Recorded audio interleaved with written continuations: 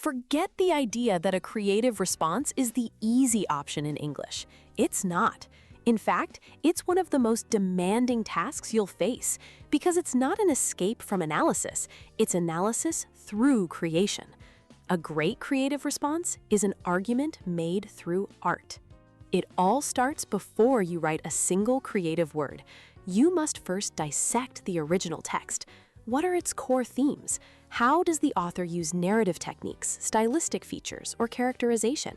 You're not just reading for story, you're looking for the machinery beneath the surface. This deep analysis becomes the foundation for every single choice you make. Then, your creativity must be purposeful.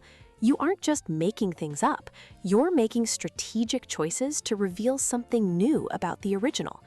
Maybe you retell a story from a marginalized character's perspective, like reimagining The Great Gatsby through Daisy's eyes to critique the novel's male gaze. Or perhaps you fill a textual gap, like writing the missing final chapter of The Handmaid's Tale to explore its ambiguous themes. Each choice, the form, the voice, the structure, must serve a specific interpretive goal. It's about showing your understanding, not just telling it. And that's where your written statement comes in.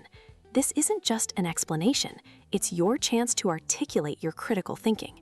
You connect the dots for your assessor, explaining why you used a certain technique and what effect you wanted to create. You're demonstrating your metacognitive awareness, your ability to think about your own creative and analytical process. Ultimately, a strong creative response demonstrates understanding more vividly than any essay ever could. It embodies insight. It's critique through creation and analysis through imagination. When done right, you make the original text come alive while revealing a depth of understanding that proves you've mastered it completely.